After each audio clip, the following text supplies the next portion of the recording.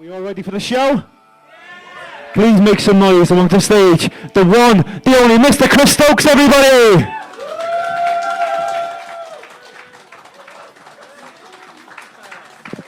Hello. Hey, how are you? I'm such a big fan of the way Hot Water run shows, in that they will blast that music out as if there are 3 times as many of you. I mean, like, it's all well and good. I mean, I know there's 20 of you. Don't pretend that there's more of you. I know that. It'll be awkward if I start. Can you imagine if I start playing to people at the back of the room that aren't there? I know people, because the comedian's ego is something awful, right? I know people that they want to play the Apollo so much that I've seen them play to balconies that don't exist. It's insane. But this is nice. I was looking forward to this. This is my first time at Hot Water Comedy Club. So is it your first time? Yes. Is it your first time? Is it your first time? Are we all hot water virgins? Really? That's incredible. Because I thought when I was going to record a show here that you'd all be here for that. I just thought you were all coming for hot water, but you're all here for me. That's done something to my self-esteem that I never thought possible. I'm impressed. I love Liverpool. I do. It's one of my favourite cities. The very first time I came here, I got stranded at the bus station. Now, the Liverpool bus station isn't where it is now. It was. Do you know that old? Do you remember? Are you all from Liverpool? Okay. Do you know the old coach station? No. Oh, this is terrible already. Fucking hell. Basically, if you're watching at home, the coach station was in one place and now it's in another. I thought they would all know that, but they didn't. The coach station has moved, all right? Now, it used to be in this, like, just massive shed. Where it is now, it's all right, it's by Liverpool 1. It was in this horrible old shed, and it was the middle of the night. A gig had run late, I was stranded. I didn't really know what to do. I thought about reading The Guardian that I bought the day before, but there was no one there to pretend to look clever in front of, so I just sort of had my earphones in. After about 20 minutes, a man came up, and in a pretty much empty bus station, he sat in the seat right next to me. And it was then that I realised he was homeless. And I thought, oh, God, like, it's such a bad evening. I couldn't cope with anybody asking me for any money because I didn't have any. But he didn't ask me for any money. He just leant over and he said, really sinisterly, he went, "Can I shag you?" And I just went, no. I didn't want him to. So I got up and I walked from one end of that bus station to the other. Now, if you all knew where it was, basically, because it was in this shed, there was a well of seats. You could walk around the other end and sort of like be hidden. So I did that a few times, and he kept following me. I was being chased, essentially. And after a couple of laps, I got my phone out and I went, "Look, just fuck off, all right? I want to call the police." But that didn't deter him, and he got to about there, and he was quicker than I was giving him credit for, because he just lunged and he just grabbed my, bits and pieces. Now, I couldn't tell anyone about it. It hasn't escaped my notice that that's the bit you found funniest so far. Everything else, you were sort of like on the fence, but as soon as somebody grabs me knackers, you're like, oh, brilliant, best. But this was before Me Too. I couldn't tweet about it. So what did I do? I didn't know. And look at me, I'm not this sort of bloke. I mean, I've never hit anyone before. Of course I haven't, right? I'm 5'10" on a good day. But I mean, I'm 34 years and kilos. All right, I'm never going to seek out a fight, but it must have been a reflex action because I just twatted him and he reeled backwards, more from the shock than the force, if I'm honest. It's just that he had a look on his face that was worryingly more lustful than before. And I was like, oh God, I've just turned him on even more now. But it was at that point that a taxi driver had come in to use the coffee vending machine, but his timing meant all he'd seen was me hit a homeless guy. And I had a copy of The Guardian, so it looked like a class thing, and I didn't want him to think that I just went around just twatting homeless people. So I told him what had happened, and he went, "Oh, no, there's a security guard's office there. You should go and tell him." And that hadn't occurred to me. I'd never been stranded at a bus station before. So I ran to that, and I knocked on the door, and the security guard came out, but the homeless guy, he'd legged it, gone by this point, and I thought, oh, God, he's going to think I made it up. But sure enough, he went, "This has never happened before. Can you give me a description in case he comes back?" And I could, because I remembered him. So I started describing it. I looked over the security guard's shoulder, through the window where the buses would be in the daytime, and I went, oh, it was him. Because right, in the middle of that, where the buses would be in the daytime, he was stood in the middle of that with his trousers and his pants around his ankles. And I'm sorry about this, because this is a smaller stage than I was expecting, but he was just like... And it was a bit of an eerie sight, because he was bathed in moonlight. So we're like... Does anyone remember the start of Mr. Bean? Like, it looked like that if Mr. Bean had come down wanking. And sure enough, right... And this is what I like about this city. I don't know how many of you are natives, but the thing about Liverpool is that there's a wonderful no-nonsense attitude. You don't take any shit. It's wonderful. It's brilliant. But it's no comfort in times of need. Because in true Scouse fashion, the security guard pointed at the tramp and he went, "He's probably thinking about you while he's doing that." I didn't need to hear that, but thanks. But I don't know what it is ever since then. I've enjoyed coming to Liverpool. It's great, a wonderful place. Well, it's interesting. I didn't know how to do it because I like gigging in this neck of the woods, even Warrington. I do, and I do. I've got the biggest laugh of my entire career in Warrington, and I promised you all I said was I've never been to Warrington before. It seems nice. And I mean, like, because this is you all seem really nice. I mean, this is 5 o'clock on a Sunday afternoon, and this is what a minimal BBC Three profile does at 5 o'clock on a Sunday afternoon. Okay, it only brings nice people, doesn't bring twats. But the thing is, this is quite a gladiatorial job. It can be quite combative, and I'm sure you've all been to comedy clubs where it gets nasty, you know. And I was doing this gig in Warrington, and I was supposed to do 25 minutes, and a man at the front did 18 of them for me. And it wasn't in a friendly, let's be mates kind of way. It was a malicious, it was aggressive, it was hostile. And the thing is, I was on first, and I didn't want to sort of like sour the atmosphere by going in too hard. So I walked a tightrope where I tried to be his mate at the same time as shutting him up, but that didn't work, and I didn't want to do it because I didn't like him. And I noticed that he was sitting next to his wife, and she looked really uncomfortable about the whole thing, like she was embarrassed by him. And the thing about me is that I did A-level psychology, right? Didn't pass. Which is why my stupid idea pretty much amounted to me just going, I think the best way to get rid of him is to make her walk out. Because he's got a follower, hasn't he? So I turned all my attention onto her. Now, I wasn't mean, I'm not that sort of bloke, I wasn't mean, but just talking to her was enough to make her feel uncomfortable. And eventually, she couldn't take it anymore. And I felt bad about it, but I thought if it gets rid of him, I'm all for it. So I just kept going. And eventually, she stood up and she started walking out, and he went, "You've upset her now." And I was like, that was the plan. But he didn't go anywhere. Stayed exactly where he was. Just disrupted the show for a further 10 minutes. It was at that point that I said, "Look, aren't you going to follow your wife?" And he went, "I don't know who that woman was." Just some woman that come by herself and made her walk out. But you know what I don't understand, right? I don't understand. Because the thing is, Liverpool strikes me as a very friendly city. And I don't know how you feel about this, but manners don't cost anything. That's a big driver for me. I think there's no need to be a twat about it. He's well within his rights not to enjoy the show. Don't be a prick. That's what I mean. Right? You know? And like, give me a cheer if you don't think it takes too much effort to just be polite to one another. Yeah, exactly. Give me a further cheer if you think, unfortunately, as a society, people are just getting ruder and ruder and ruder to each other. Yeah. You can't see it, but they're nodding. Nodding vociferously. That was a very middle-class reaction to a question you ask an audience. Give me a cheer if you think people are rude. Yes, we do. This is the big one, Hot Water. Give me a cheer if you've ever said you're welcome to a thank you that never came. Yeah.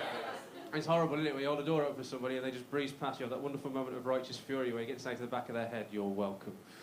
And you can see them bristle because they knew they should have said it and they didn't. How many of you have had to fight the urge to follow somebody home for miles because they didn't wave thank you when you let them out at a junction? It's the simplest thing, isn't it? Do you drive, mate? I think okay. So, okay, that's... it was lovely that you answered like that, but the amount of superfluous information in that was incredible. I do drive, yeah, but I haven't got a car. The last one I had was a Ford Escort, and the registration was E456. I got it off this bloke in such a... can I ask you, you're going to think I'm taking the piss, but I'm really not. Are you Merlin from First Dates? That's clearly a no, isn't it? Can you, like, does anybody watch First Dates? No. Has anyone ever seen First Dates? Have you all come as a prank? First Dates is a thing, isn't it? I'm not going mad. He looks like the barman at First Date. Don't you think? Yeah, you heard that, didn't you? God. Normally, you do a gig and it's fine, it's fun. You put a camera on it, all of a sudden it becomes this weird social experiment. So like, you can intervene, It's all right. You look a lot like him, that's all. So, when you drive, right, or have you never driven? Is it just a kind of like, did you have to get a license for a job? Well, no, I can't drive. You don't need a car. You have driven in the past. Yeah. This is going like, well, I mean, it's good. I'm supposed to do a 55-minute show, and luckily for you, I've only got 25 minutes of material, so we can. You're really open. You don't know. Do you drive? No. Fucking hell. The best thing about that is that I don't know whether you saw this, but I looked at the bloke there and the thing, and he looked at me as if to go, "You don't want to ask me because I don't." Like, he was really helping me out as well. He was like, "No." Do you drive, mate? Okay, so can I ask you a question? And please, God, answer succinctly. You know when you drive and somebody lets you out at a junction, what do you do? What do you do to say thank you? What's your thank you of choice? Little wave, little wave. Yeah, classic, isn't it? And I think that's really personal. It's like an open-handed thing. Everybody kind of goes, thank you, welcome, yeah. I like to do a thumbs up, not because I'm the funds. I just like to shake it up a little bit. I saw one bloke do a salute, which I thought was a bit much. And it is, though. And I don't know how you'd feel about this, because I didn't know it was a thing. Frightened the life out of me. I was in the car with a friend of mine. He was driving. I was in the passenger seat. Somebody let him out. And to say thank you, he let go of the steering wheel, and he went... And I went, what are you doing? And he went, you taught me to do that. And I went, no, I didn't. There's no way I'd teach anyone to do that. It's 10 to 2 at all times. It's dangerous, isn't it? And he went, yes, you did. You did. Years ago, you told me that was the trucker's thank you. Right, now the penny had dropped, because I don't know if anybody else has got a friend that they just lie to see what they'll believe. Because, like, I've known him since we were kids. That's a lot of lies. You've got to keep track of them, otherwise you forget. Like, I managed to convince him that rhubarb was a fish. He went vegetarian one year, and he ordered rhubarb crumble, and I went, oh, no, mate, you don't want to do that. And he went, why not? And I went, oh, because rhubarb's a fish. But the way he got me to prove it was, he went, all right, then, draw one. Well, like, I know how to draw a fish, so I just drew a lovely little fish, showed it to him, and he went, oh, all right then. Like, he's not the sharpest tool in the box. I told him when we were kids, you know when you compete over your dads when you're a kid, oh, like my dad can beat your dad up, my dad does this for a job. I told him that my dad fitted wing mirrors to submarines. And I think he still believes that. This was more recently, he started a new job and he fell in love with a girl that worked there. It took him ages and ages and ages to pick up the courage to ask her out. But eventually he did, and against all odds, she said yes. He wasn't expecting that. So on their first date, to impress her, he decided he was going to take her to Wagamama's. Right now, the thing is, I said to him, mate, look, if you really want to impress her, you should pronounce it the correct way, which is actually Wagamama. Right? And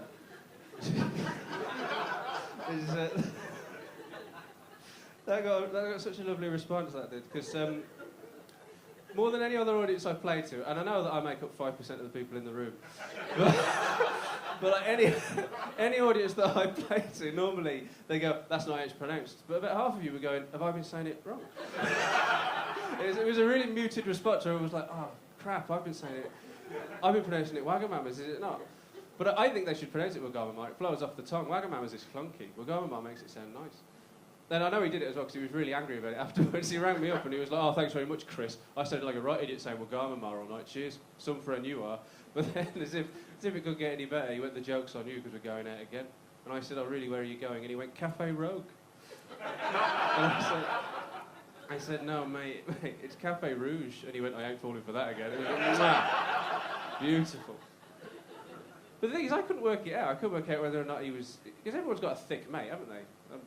You nodded then. I don't know whether you saw that. Everyone's got a thick mate. I just thought he was mine. But the more I think about it, it has to be a collective upbringing that we both had up till a certain point. Because I don't know whether you can tell where I'm from. I've tried really hard to lose the accent, but it's going nowhere. I'm from a little village in the West Midlands. Right? It's not even Birmingham. It's in a region outside. It's called the Black Country. And I don't know whether you know about this. There's a prevalent stereotype that people from the Black Country or Birmingham, or the West Midlands in general, apparently we're considered to be the thickest people in the UK. And that's got to be the accent. Can you imagine, I moved away when I was 18. Can you imagine finding out that's what the rest of the country think about you? Like, oh, all right, mate. And the thing is, it's a bit of an impediment, this accent. It's a bit of an impediment. What did you say? Are you from there or something? Or is it just that the accent really does something to you? Well, okay, now we have to define what that something is. Because he was looking as if to go, I haven't got to put it on now. God. You can put the strap on, I'm just not doing the accent. It's a bad accent, isn't it? And I don't know, because I moved away when I was 18. I found that's what everybody thought. Got really upset about it, really defensive. 15 years I flew that flag, and I went back recently, and there is something in it. There is. Our local radio station, it was called 107.7 The Wharf. It had a phone-in quiz every afternoon. You answered one question, shortest quiz in the world. If you got it right, you won £1,000. Right? One day a man rang up. He was asked for £1,000. Which country uses shekels for currency? And I know that's not the easiest of questions, but I seriously doubt anybody here would guess at Wales. Right? Just Wales, just panicked. Which isn't the worst bit. The worst bit is that DJ's got £1,000 to give away every afternoon. He's got quotas to fill, he's got targets to meet. He just wants to help the bloke out. But he's from the West Midlands as well. And so what he said was, he went, oh, it is a bit of a bad line. Did you say Israel? And he went, no. That's where I'm from. I've tried really hard to be proud of it, and I just can't be. But it did something weird, because being sort of like raised working class in the West Midlands, there was a weird thing. I was brought up being allowed to swear. Were you allowed to swear when you were a kid? You weren't allowed to. I quite like that attitude. What was the worst thing you ever said that got you in trouble? Probably no to my mum. You said no? Yeah, she came back. Oh, right. That's not swearing though, is it? That's why I asked. Oh, right. No. Just the idea of that. I would be on eggshells my entire childhood if no was a swear word. I think I could beat that. I was 3 years old. I called my nan a cunt. Don't know where I picked the word up from. I don't know what it was. I just went, Nanny, and she went, yes, Christopher, and I went, you. But the problem is that my mum and dad found it hilarious. There was no reprimands. I was just allowed to keep doing it. And I think we should teach children how to swear. I do. We should teach children how to swear. But first of all, for the reason that they'll do it properly when they grow up. It doesn't impede their articulation or their eloquence. Look at me. I swore like a trooper, but I can still articulate myself. The problem is that don't you think it's really unfair when you see a child step on a plug and not be able to find the right words? Like, that's why they cry. They haven't got a fucking clue what's happening. If next time you see them step on a piece of Lego, just take them to one side and just say fuck really loudly, and it'll sort it right out. How else are they ever going to deal with parking wardens when they get older? They need to know that there are certain people that you are allowed to swear at. Now, we've established that you haven't got a car. So, have you ever had a parking ticket? Really? How long have you been driving? So, that's insane you've never had a parking ticket. Bloody hell. Do you speeding fine, oh, no. The parking fine is the opposite of that, isn't it? Oh, it'd be really weird if you got a speeding fine in a parking space. Kind of want to try now, though.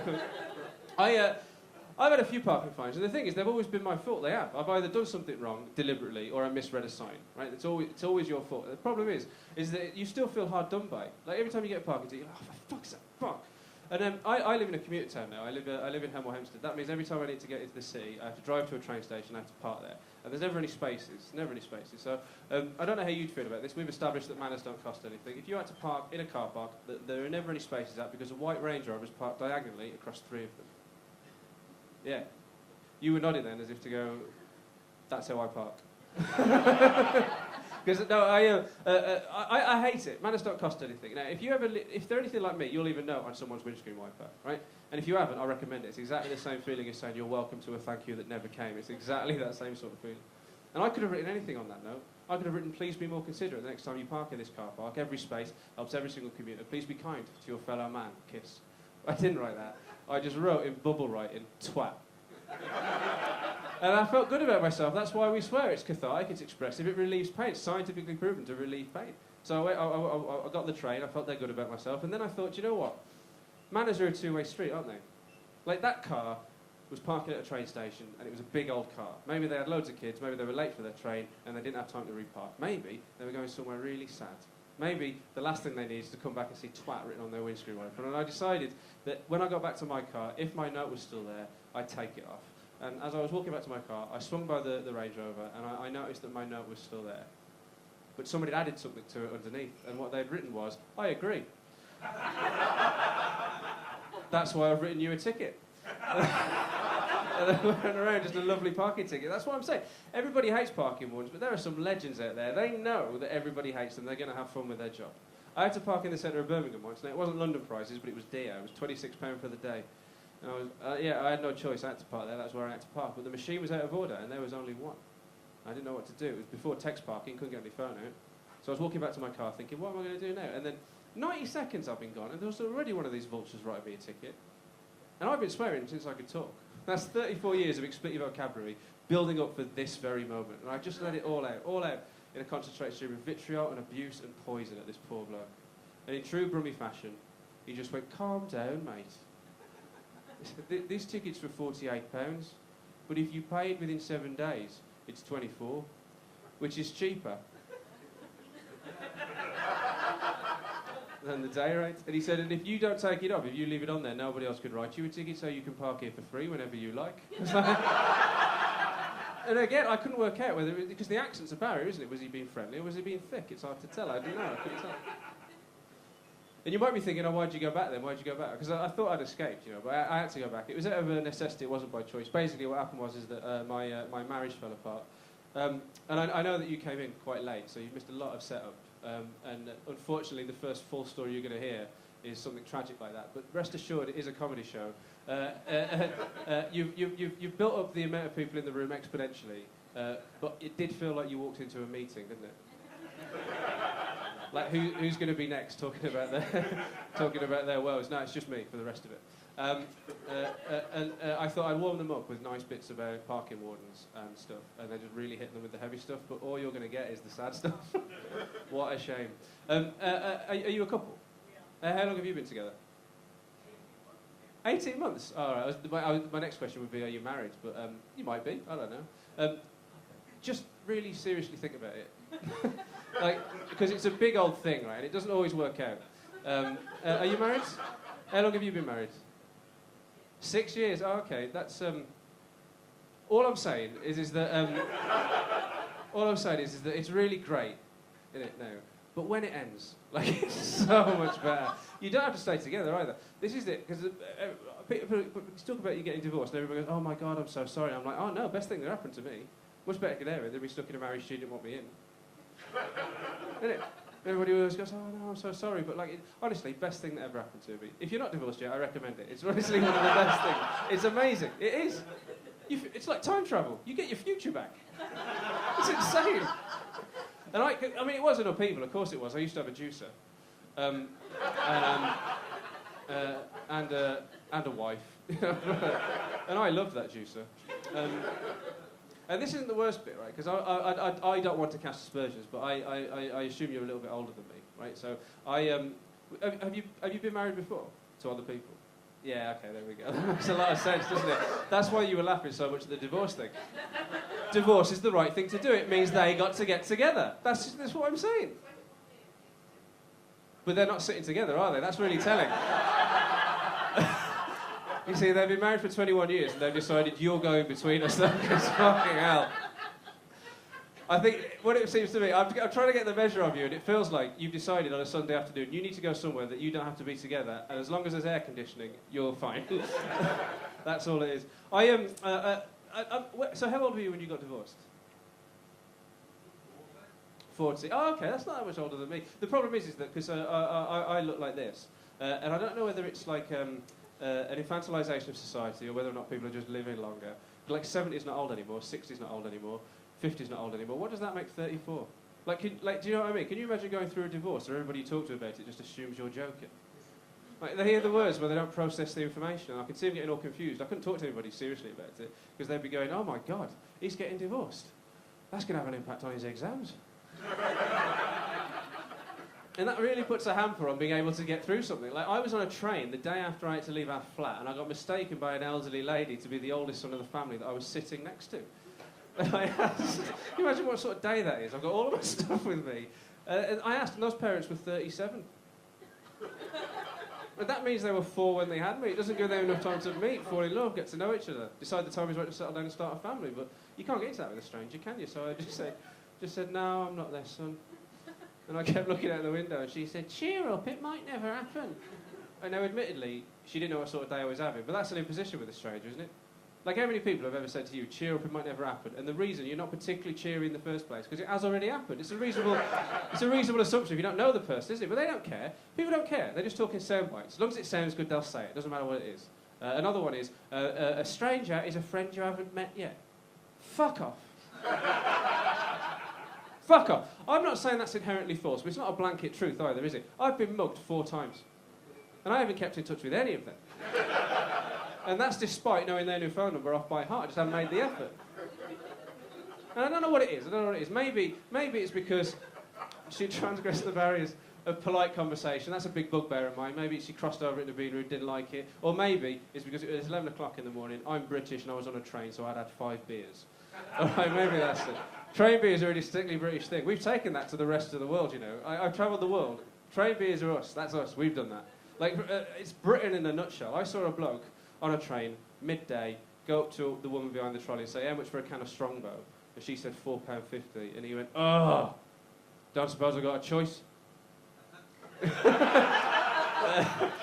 You do. It's binary. You don't have to have one. So maybe it was because I was liquored up, but I felt emboldened. I just said to her, well, it has happened actually, because last night my wife told me that she didn't love me anymore. Now, I wasn't joking, but that didn't stop her laughing.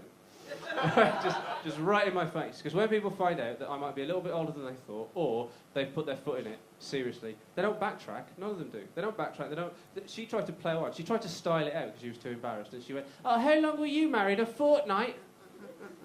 It's like, why would you say that to a human being? I went, no, I was married for 4 years. And then she went, oh, well, 4 years. You'll get over it.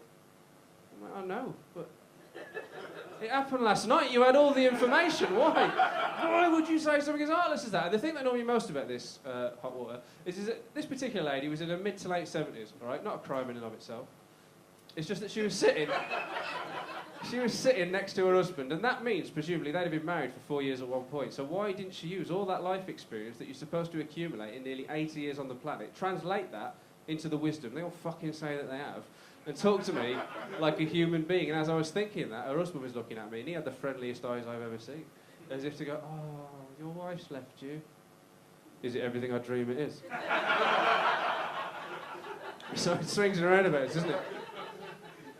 But it's interesting. I've never understood that attitude. Sort of like this idea of like there's a certain generation now that talk to grown adults as if we're kids. It's really not. And you might argue, oh, well, no, the grown adults are behaving like kids.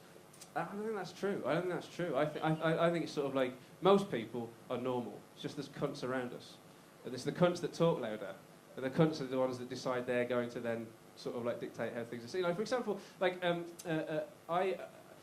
you know, how many people have ever said to you, and it's such a stupid thing to say, but they tell you it was better in the old days. They say it was better in the old days, and the only reason they tell you that is because you can't check. You can't check whether it was better in the old days. They go, oh, it was better in the old days. Oh, why was it better in the old days? And they say, oh, people were friendlier back then. No, they weren't. They used to put signs up in hotels that said no blacks, no Irish, no dogs. People are friendlier now, I would say. They go, oh no, but it was better in the old days because it wasn't better in the old days. They used to chemically castrate gay people and we can 3D print jawbones for turtles. I think it's better now. And if you actually listen to it, they've got one argument. Chase them down. Go, why was it better in the old days? If you actually get down to the nub of the matter, it's because you could leave your house without locking your door. And I don't know why that's so important to them, because it takes a second. And I wouldn't mind, but we're the generation they call lazy. And look, before you all shout out, I know it's not an effort thing. That's not why they say it. They say, oh, you could leave your house without locking your door because people were friendlier and more trustworthy back then. That's not the case either. I hate to burst your bubble, but the only reason you could leave your house without locking your door is because you were yet to invent anything worth nicking. Like, tins of pudding, that was about it. So why don't you all wind your neck in? But I was back home, you know. I didn't want to be back home. I was talking about time travel. Because, we'll talk to somebody else. In fact, actually, there's enough of you that we could probably get through all of you. And like we could just learn each other's names. I'd love that to be a show, wouldn't it? You could all be in the credits. Are you from Liverpool? No. All right. So where are you from?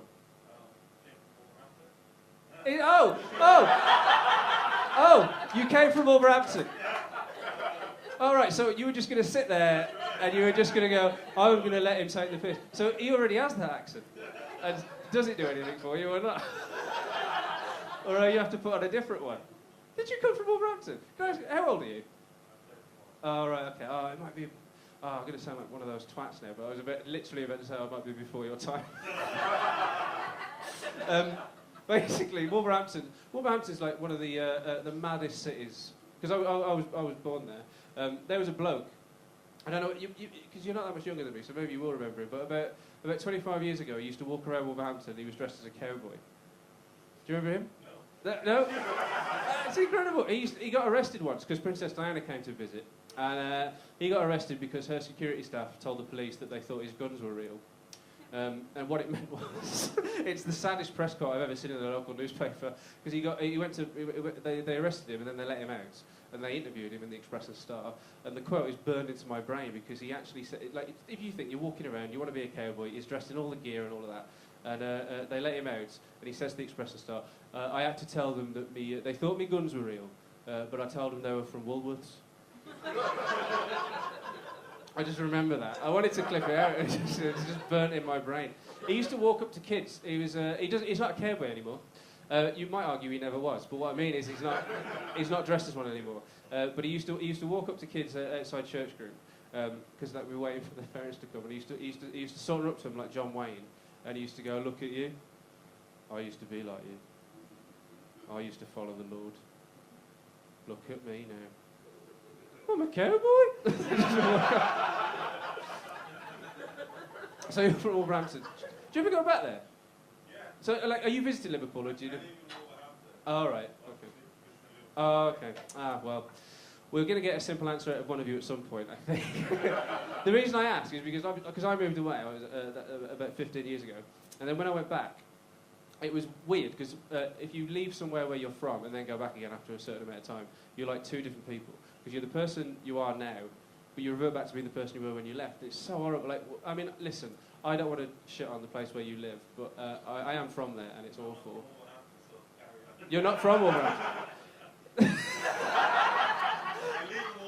You live in Wolverhampton. Oh, okay, so you haven't got the accent. I don't understand what's going on here. Like, did you all get together beforehand and go, we'll just make it really hard for him, shall we? Because we know it's being filmed, and we'll just sort of like give him the runaround and see what he does. So what took you to Wolverhampton? Work. Hertfordshire. That's where I live now.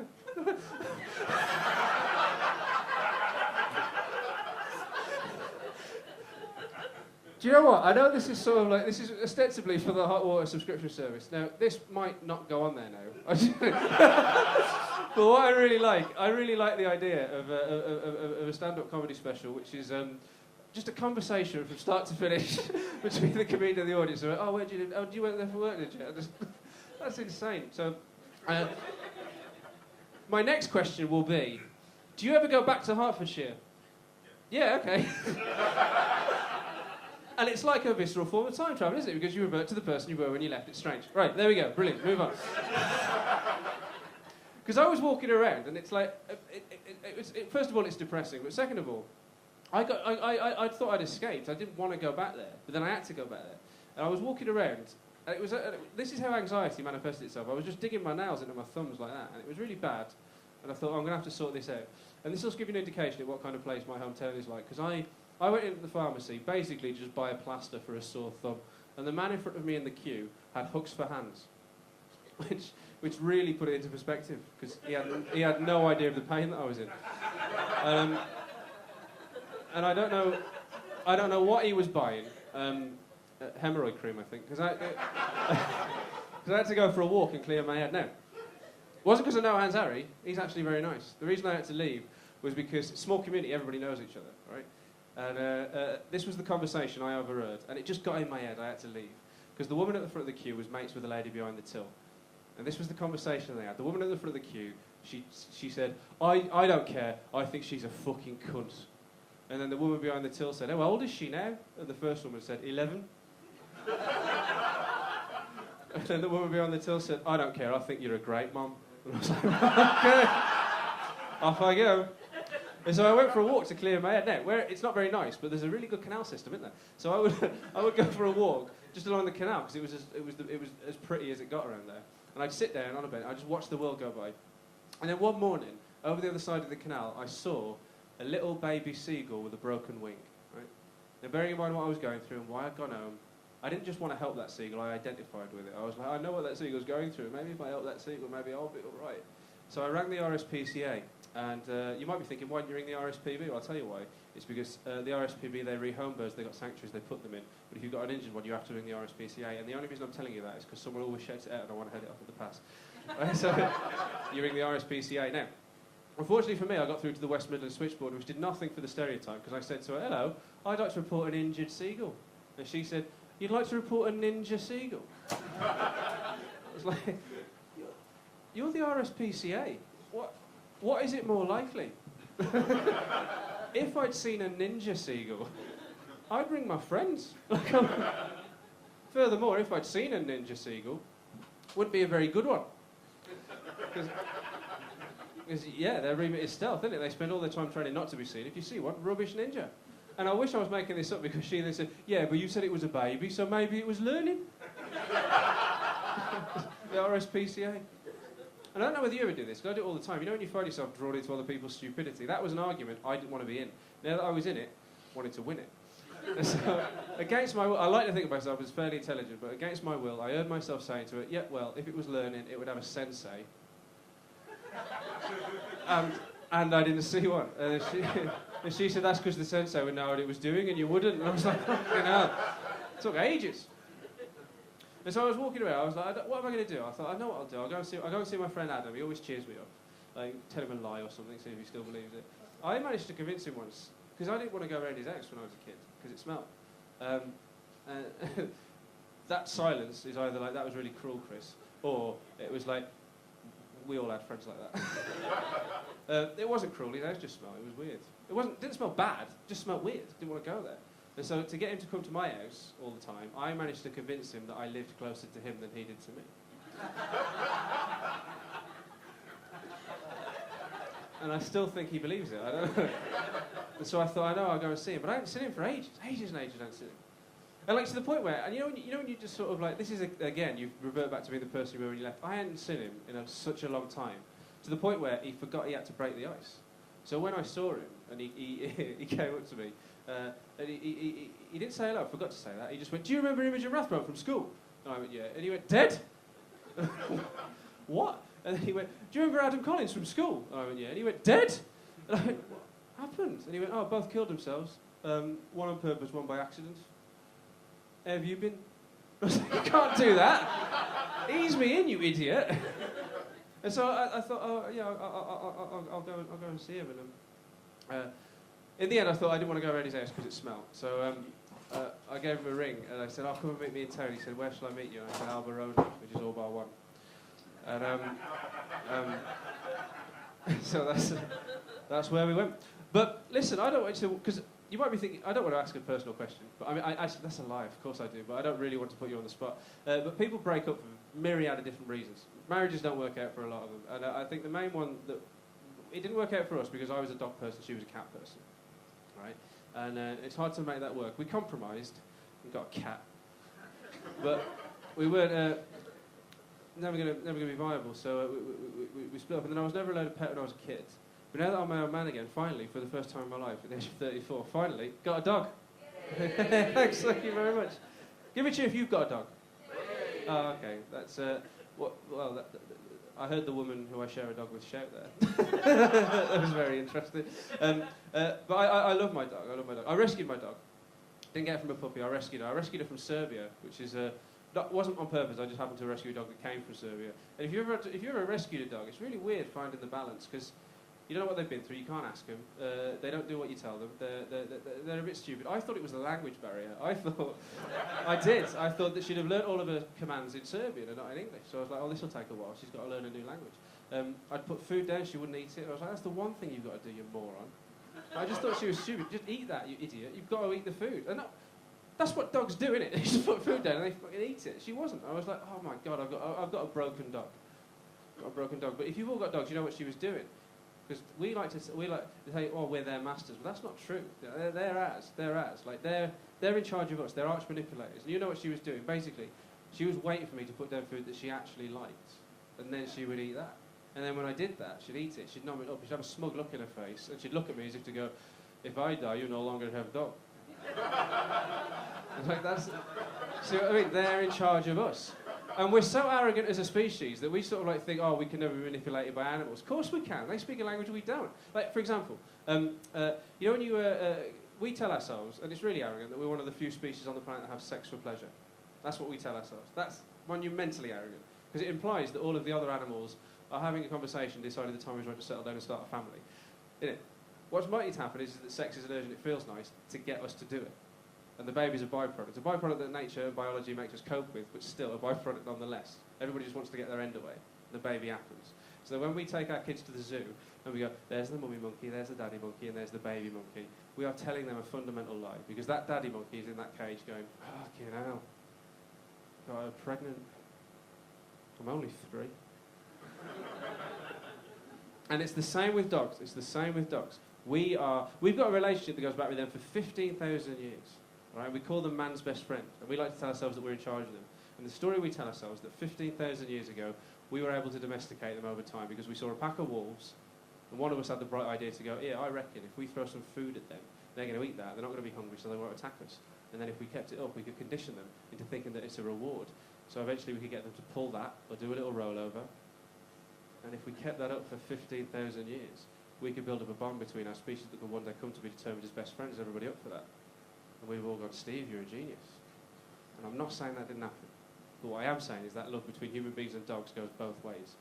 And in our arrogance, there's another side to that story that we just don't tell ourselves, which is that 15,000 years ago, those wolves also saw us, and they went, they just started throwing food at us.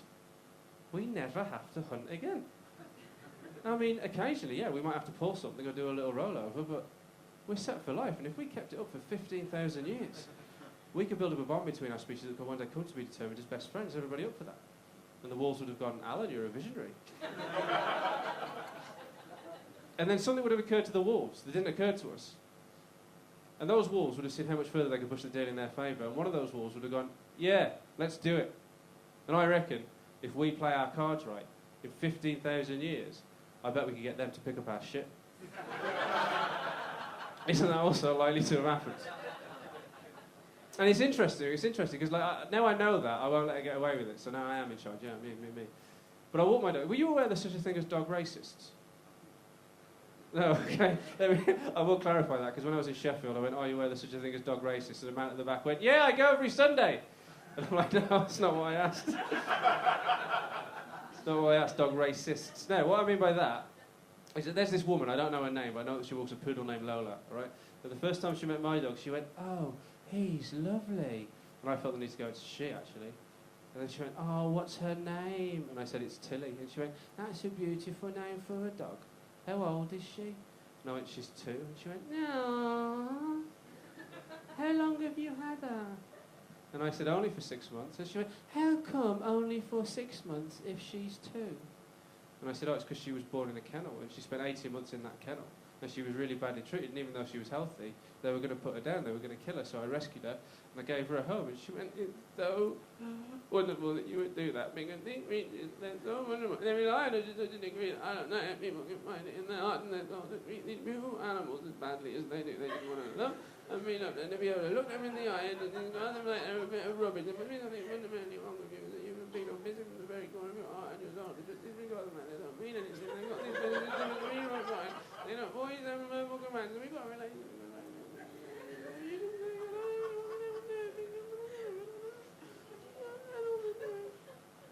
Where did you rescue her from? From Serbia. And we don't got our own dogs to be looking after! We're bringing more in! Just like that. I was like, what do you say? I didn't know what to say. So I just went, and she's Muslim. Just so I really wind her up. Touch and go with the squeaky voice there, wasn't it? Sort of like took some of you a while to come on board. It's interesting that, because I've been known to do that for ages, just to get everybody to laugh at it. I mean, you all got on board enough, so it was fine. But I've run out of things to say in it, so I've ended up doing the speech from A Few Good Men, just so that it goes on a little bit longer, just to get people. Do you know what I mean? So thank you, I appreciate it. But I know I am all right. I met somebody now. It's going well. She's great. She's really supportive of my little comedy thing, but I prefer it when she calls it my penis. But it's I don't know what I mean. Like, because I was back home, and you know, do you remember? Were you in love your first time? When you were your first love? Did they love you back, or was it unrequited? And don't say sitting next to you, because we all know that's bullshit. We all know that's bullshit. What a fairy story that would be. But like, your first love, did they love you back? Really? You said that like you broke their heart and you fucking loved it. Yeah, and I trod all over them. Well, lucky you. That doesn't normally happen. My first love at school was... I'm not going to tell you, because you know there's that arbitrary hierarchy at school, isn't there, where it's not about to do the content of your character. That's not what's important. What's important is whether you can kick a football in the right brand name shoes. That is what's important. Now, we've got to know each other over the last 40 or so minutes, and I don't want you to... basically, I'm not going to tell you what side of the spectrum that we were on, but she'd done a bit of modelling in her last school, and I was holding a very real grudge at how shit the last series Red Dwarf had been. That's kind of like, put me in it if you make a new one, but God. Do you know what I mean? So, I was a weird kid. I was the kid at school that always got hung up on a coat peg, which is. We've had a lot of fun, haven't we, over the last bit of the show? But you see, normally when you say that, lights in your face to a microphone, I got hung up on a coat peg. There's normally some laughter, but for you, that was the most normal thing for me to say to you, wasn't it? So, like, everybody, that was just a resounding response. Of course you were, yeah. We'd have done it. What you on about? If you're interested, the reason I got hung up on a coat peg was because I had a Thunderbirds lunchbox, and I drew attention to myself. And I was hanging there. I was thinking, how am I going to get down from here? And then I saw my lunchbox, and because I was 7, I just went, calling international rescue, but they didn't come. Why is there more sympathy in the room for the fact that the Thunderbirds didn't land in my playground than the one's been hung up on the coat peg in the first place? Of course they didn't come. They don't exist. I didn't know that when I was 7, though. I was rescued. That's how I can be here today. But it was by a dinner lady, and I'm not having a go, but it's not what I asked for. The first thing she said, she saw me hanging there, 7, obviously a little bit upset. She just went, "You're not allowed to be inside now." So yeah, I had a bit of a chip on my shoulder about it, and it's weird. I know where my geek credentials on my. Like, I love it. I haven't got a Thunderbirds lunchbox. What time is it, by the way? I know. Listen, I know you wanted to do it really surreptitiously, but I'm not being an arsehole about it. I genuinely want to know.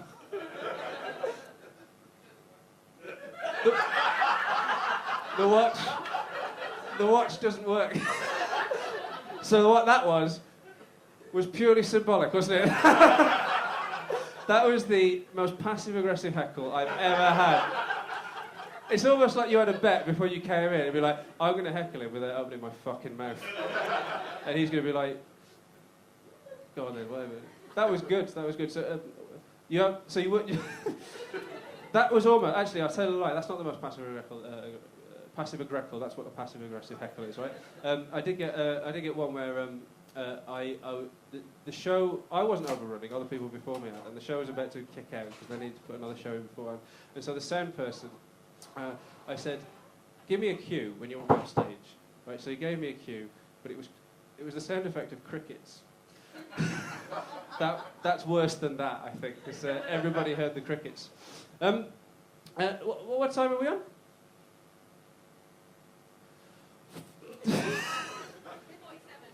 Oh, brilliant. That's what I thought, you know. And then you proper spooked me because I was like, I can't be overrunning because I've only got so much gear.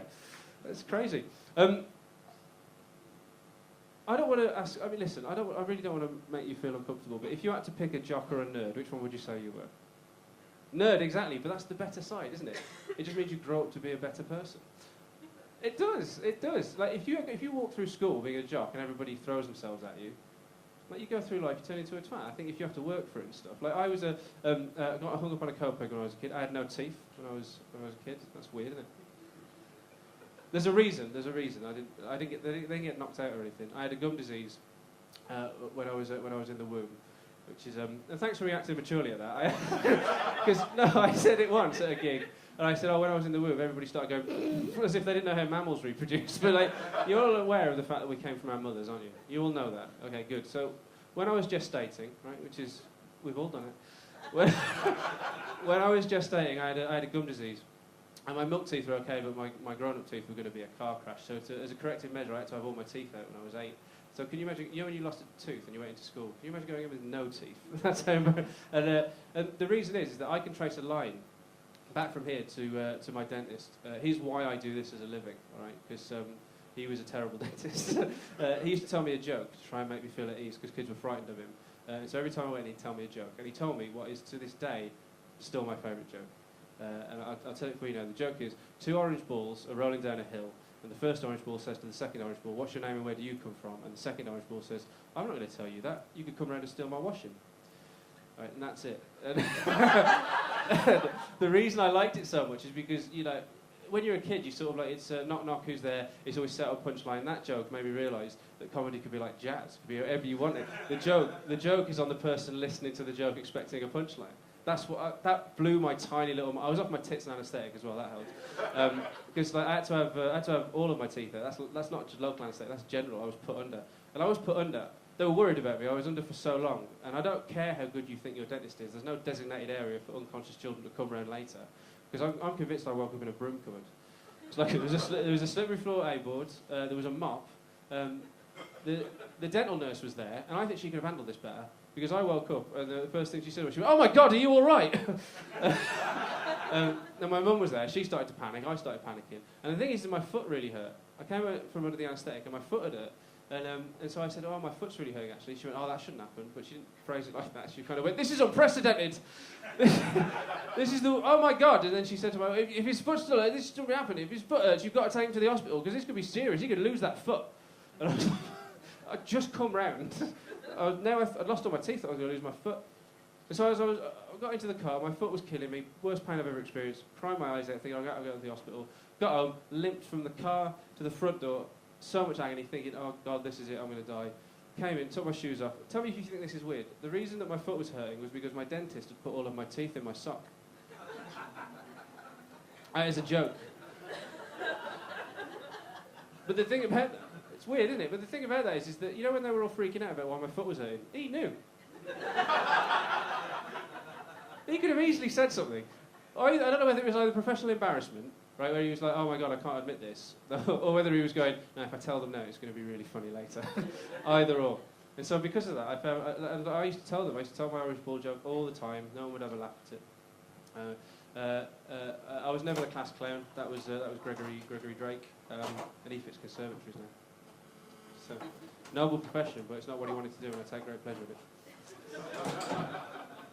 And so when I was back home, I was on the bus. I was going to go around and see Adam, meet him at Alberoni, and on the bus I noticed that the woman in front of me, sitting just, you know, in the bus seats are like that. She was sitting right in front of me. I realised that it was Emma Strange, my first love from high school. And the thing is that I was 33 at this point. And so I wasn't hampered by that arbitrary social hierarchy. I felt like I could ask her out. And she wasn't hampered by it either. So she felt like she could say yes without her friends mocking for going out with orange ball joke Chris Stokes. And so I found myself weirdly going on a date with Emma Strange. And I went into Alberoni feeling sort of like dead happy. And I saw Adam, and I said to him, "Oh, do you remember Emma Strange from school?" And he went, "Dead?" And I went, "No, I just seen her on the bus, and I'm going on a date with her." He said, "Oh, this is amazing." Couldn't believe it. And then, because either it's a small community, or this is sort of like coming back, like my idea of time travel, everything sort of like started happening at once. And there's a theory called eternalism, which is the past, the present, and the future are all happening simultaneously, but we don't experience it like that because we're on the slow path and we exist in 3 dimensions. I'm not sure whether I agree with it. Stephen Hawking wasn't sure whether he agreed with it either. He didn't think time travel was possible. Were you aware that Stephen Hawking did an experiment into time travel? No? Basically, Stephen Hawking did an experiment into time travel to prove it wasn't possible. And what he did was, he held a party that no one came to, because he sent the invitations out after it happened. Sort of like we go, "See, no time travellers came," and it makes you think, doesn't it, the lengths that nerds will go to excuse the fact they've got no friends. Because like, no one came to my 8th birthday party. You don't even go and ask us for time travel experiments. It's because I had no teeth and I was foul mouth, that's why.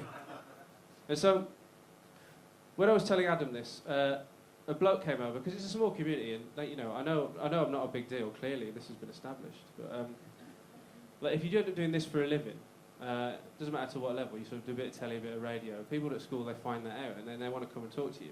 And now Adam was a big part of the furniture, he'd never gone away. I'd been away for ages. So if they saw us together in Alberoni, it was me they were going to want to talk to. And as he was walking over, I realised that it was Gregory fucking Drake. And I was sitting there, and he went, "Oh, Chris, yeah, I'm a comedian now." And I went, "And you fit conservatories." It was delicious, tastier than the starter, it was wonderful.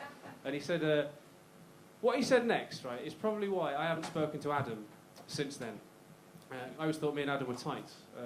But there's basically, it's all about context, isn't it? And you always think about how, careful choice of words. It wasn't anything I said, it wasn't anything Adam said, it was something that Gregory said, because his exact next choice of words were, "Do you still use the orange ball gag?" Now, what do you think that sounds like to Adam? And the thing is, I knew what he meant, so I just went, "Yeah, all the time, yeah." So, haven't seen Adam since. But But listen, this has been weird, but nice. Like, you've been not easy, but you've been fun. I really, really appreciate it. I mean, like, basically, it's only in this line of work, with an ego as brittle as a comic, can they look out to a room with 20 people in it and go, it's so nice to see so many of you, and mean it from the bottom of their heart. Thank you so much. I hope you enjoyed it. I don't know whether, because you all took I mean, what time are we on? Listen, it's been a genuine pleasure. I'm sorry I didn't get all your names. I could have done that, I reckon, as well, but we had stuff to get through. But it's been a genuine pleasure, and it's been really nice to meet you. Thank you for spending your Sunday afternoon with me. I really appreciate it. Have a good night. Thank you very much.